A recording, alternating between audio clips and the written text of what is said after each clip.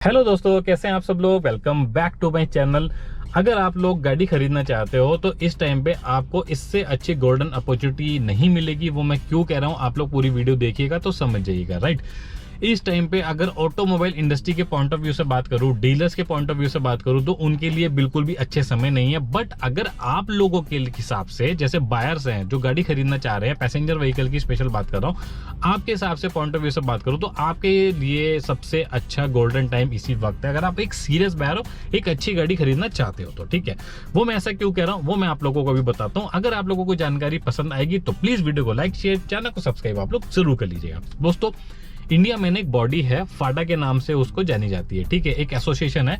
फाडा means federation of automobile dealer association. ठीक है, जितने भी डीलर्स हैं जो गाड़ियों में डील करते हैं ऑल ओवर इंडिया, उनका एक पूरा का पूरा ये संगठन है। ठीक है, अगर उनको कुछ प्रॉब्लम होती है तो वो इसी प्लेटफॉर्म से, इसी बॉडी के हिसाब से वो अपनी बात को आगे जो है पहुंचाते हैं जनता तक या ऊपर गवर्नमेंट तक। राइट, अब जो ऑटोमोबाइल इंडस्ट्री है ना इंडिया के अंदर, खासतौर से मैं बात करूं तो उसका जीडीपी के अंदर जो है ना कंट्रीब्यूशन कितना है, 7% कंट्रीब्यूशन किसी भी एक इंडस्ट्री का वो कम नहीं होता है। राइट, अभी मेन प्रॉब्लम क्या आगे खड़ी हो चुकी है कि ओईएम जो है ना, जो कार कंपनीज हैं, वो गाड़ियां धड़ाधड़ बना रही हैं। राइट, अब वो गाड़ियां तो धड़ाधड़ बन रही हैं, अब वो गाड़ियां किसके पास आ रही हैं, वो डीलर्स के पास में आ रही हैं। गाड़ियां डीलर्स के पास आके खड़ी भी हो रही हैं, स्टॉक यार्ड में खड़ी हैं, उनके पास इन्वेंट्री इतनी ज्यादा हो चुकी है कि गाड़ी नहीं बिक रही है, उनको बायर नहीं मिल रहे हैं। राइट, लोग गाड़ियां नहीं खरीदने जा रहे हैं, तो वो इन्वेंट्री जो है ना वो इतनी ज्यादा बढ़ चुकी है कि अगर मैं आपको पैसों में बात बताऊं ना तो वो 73,000 करोड़ की इन्वेंट्री हो चुकी है, जो हिस्टोरिक वे में सबसे ज्यादा इस टाइम पे। राइट,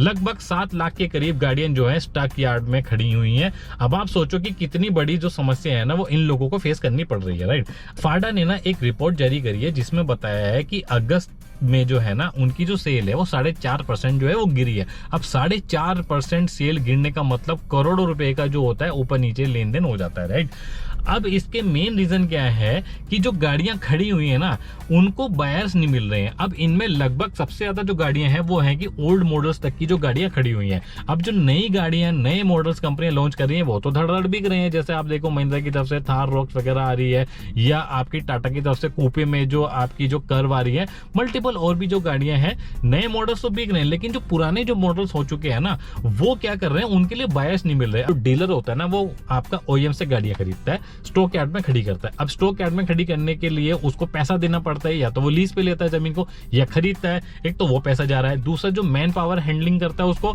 मैन पावर का पैसा जा रहा है। शोरूम में गाड़ियां खड़ी होती हैं, शोरूम का पैसा जा रहा है। अभी जो डीलर होता है ना ये पैसा अपनी जेब से नहीं देता, ये एक साइकिल होती है। ये क्या करते हैं कि जो बैंक्स होते हैं ना उनको फंडिंग करते हैं इन्वेंट्री के नाम पे। राइट, अब इन्वेंट्री के नाम पे फंडिंग हो गई है, वहां से आपको माल आ गया और ले गए। ठीक है, अब ये पैसा उनको देते हैं इंटरेस्ट के रूप में।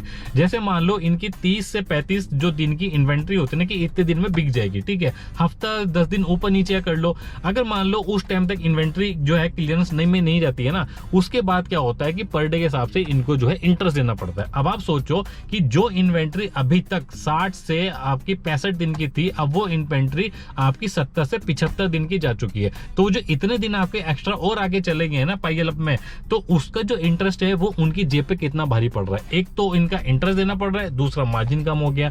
अब ऊपर से अपना मार्जिन इनको कट करना पड़ रहा है। जहां पहले 1 रुपए तक का भी डिस्काउंट नहीं मिल रहा था आपको कुछ दिन पहले तक, अब आपको वहां सोचो लाखों 1-1, 2-2, 3-3, 4-4 लाख रुपए तक के डिस्काउंट मिल रहा है।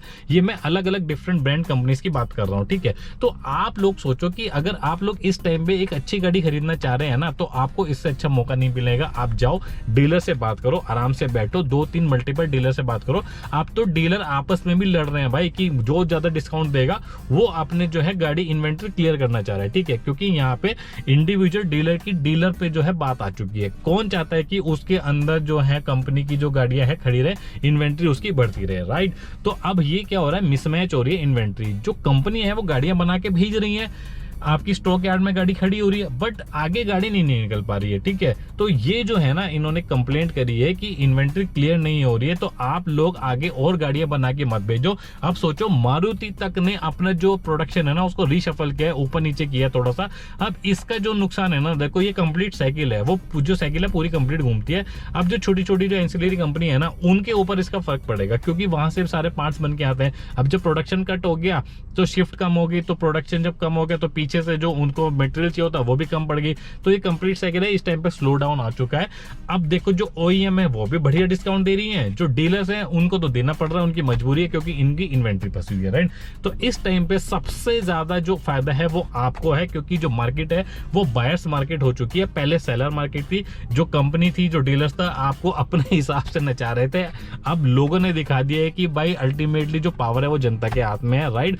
अब इसके ना देखो मल्टीपल रीजन ये भी आए निकल के, जो रिपोर्ट में बताया कि क्या ऐसे फैक्टर हैं जिनकी वजह से ये जो सेल्स है ना, या जो गाड़ियां हैं वो क्यों कम खरीदी जा रही है। एक तो इलेक्शन का टाइम था, इलेक्शन के टाइम पे आप जानते हो कि जो कैश होता है ना, उसको जो है कैरी करके इधर उधर ट्रेवलिंग करना वो कम हो जाता है। बहुत सारे लोग क्या करते हैं, कैश में जो लेन देन करते हैं गाड़ियों का, वो प्रॉब्लम आ गई। दूसरा, इतनी ज्यादा गर्मी में हीट वेव चली है ना कि लोग अपने बेसिक काम से जब बाहर निकल रहे तो गाड़ी खरीदने तो कौन ही शोरूम तक जाएगा भाई। तीसरा, सेकंड हाफ जो मॉनसून है वो इतना ज्यादा बारिश लेके आया है, जिसकी वजह से क्या हो गया कि जो फसल है, जो एग्रीकल्चर सेक्टर है ना, उनकी फसल इतनी खराब हो चुकी है, बर्बाद हुई है। अगर फसल बर्बाद हो रही है तो जो पैसा है वो कैसे आएगा? जब फसल ही नहीं बिकेगी, जब नुकसान हो जाएगा तो रूरल एरिया की इकोनॉमी तो वैसे ही ठप हो गई। और आपका नेक्स्ट पहाड़ों में जो ईस्ट साइड एरिया है, नॉर्थ ईस्ट साइड में एरिया है, जो जितना भी हिली एरिया है, वहां पे जब इतनी बारिश हो रही है तो लैंडस्लाइड हो रही है, सड़कें नहीं बच पा रही हैं, तो वहां पे गाड़ी कौन खरीदेगा जब सड़कें नहीं बचने की चलाने के लिए, राइट। तो ये बहुत सारे कुछ मल्टीपल फैक्टर ऐसे थे जो अलग से इन्होंने काम किया है कि लोगों ने गाड़ी खरीदने जो कम समझी, ठीक है। अब इनकी जो आशा है ना वो इस पे टिकी हुई है कि अब जो फेस्टिव सीजन आने वाले हैं, नेक्स्ट नवरात्रि के, दिवाली के और भी मल्टीपल फेस्टिव जो आने वाले हैं, उसमें शायद फिंगर क्रॉस ही करके बैठे हैं कि शायद जो सेल्स हैं वो बढ़े, क्योंकि लोगों ने ना अभी होल्ड भी करके रखा है। जब ठीक है अभी इतने दिन निकल गए, थोड़े दिन और रुक जाओ। आदमी जब गाड़ी खरीदता है तो वो किसी फेस्टिवल सीजन पे ही खरीदता है, ऐसा तो जाके खरीदने का नहीं, ठीक है। तो अब इनकी फिंगर क्रॉस करके बैठे हुए हैं कि अच्छा खासा डिस्काउंट, इनकी मजबूरी फंस गई है और भी देना। तो दोस्तों होप ये छोटी सी जानकारी आप लोगों को पसंद आई होगी।